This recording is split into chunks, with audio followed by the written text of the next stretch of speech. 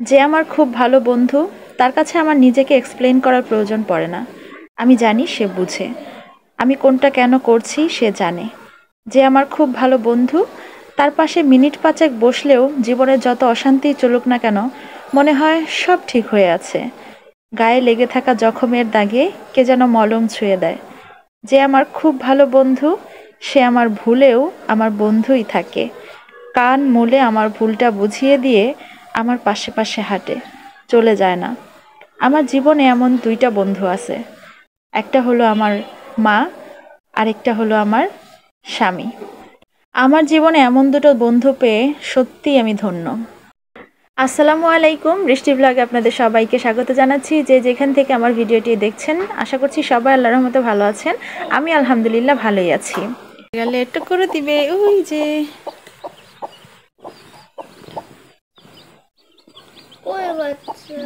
যে বাচ্চা উঠে গিয়ে উঠে মা দাঁড়া দাঁড়া দাঁড়া, ওয়া বাবা গো, আস্তে আস্তে আস্তে, এই যে বাচ্চা, আস্তে আস্তে আস্তে।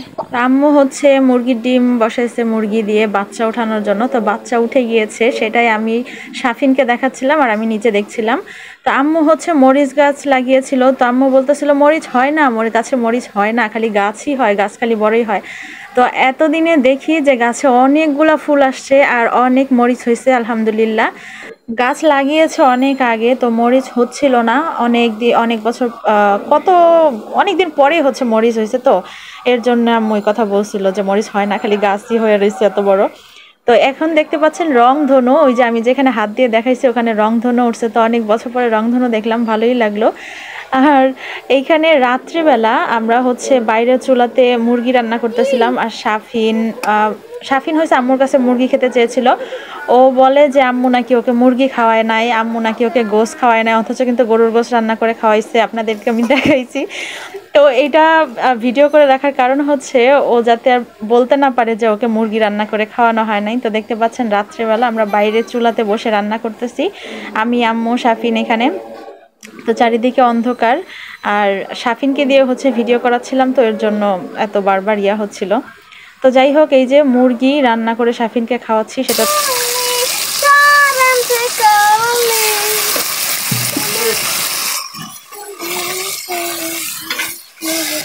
থাক থাক না এই যে কি কইছি এই যে তো এই যে এখানে দেখতে পাচ্ছেন ভাই হচ্ছে পানিতে নেমেছে, তো ওকে পানিতে নামাইছি হচ্ছে এই যে জালটাকে দেখার জন্য। এই জালটা আমাদেরকে একটা পাগলে এনে দিয়ে গেছিল, তো জালটা ভালো না, ছেঁড়া ভেড়া। তো এইটাকে বলছিলাম কি যে এখান দিয়ে অনেক মাছ লাফালাফি করে, তো তুই একটু যে জালটা রেখে আয়, পেতে রেখে আয়। তো ও হচ্ছে নামবেই না, এই পানিতে নামলে হচ্ছে পা চুলকায়, এর জন্য ওকে নামানোই যায় নাই। তো অনেক কষ্ট করে বলে টলে নামাইছি, এখন হচ্ছে জালটা দেখতেছে। তো আমি যখন ভিডিও করতেছি তখন আমাকে বকা দিচ্ছিল, ভিডিও করো না, এটা ভিডিও করার কি আছে।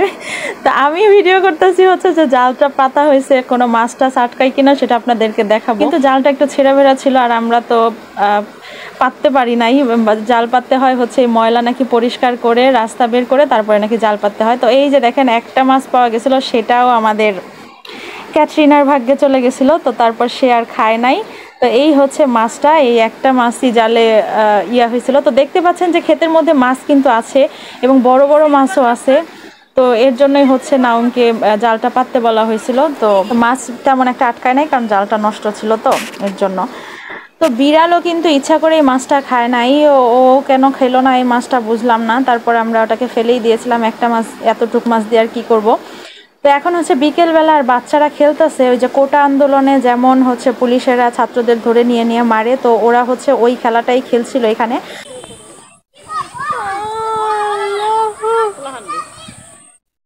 তো এই যে দেখতে পাচ্ছেন, আমি কিন্তু আমার আগের ভিডিওতে অনেকবার আপনাদেরকে বলেছি যে এই মাঠে আমরা সবাই একসাথে বসে গল্প করতাম, আমার লতাপু, আম্মু, ভাবি, তারপর আরও অনেকে। তো এই মুহূর্তটা কিন্তু আমি এখন আর পাই না। তো অনেক বছর পরে এরকম আবার আমরা একসাথে বসে গল্প করছি, এবং এই জায়গাটাতে আমরা সবাই একসাথে বসে গল্প করতে আমাদের যে কি ভালো লাগে সেটা আমি আপনাদেরকে বলে বোঝাতে পারবো না। আমরা সবাই প্রায় সময়ই আমরা বিকেলবেলা বিশেষ করে এইখানটাতে বসে আমরা সবাই যার যার গল্প নিয়ে গল্প করি, আর খুব হাসাহাসি করি, খুব ভালো লাগে আমাদের।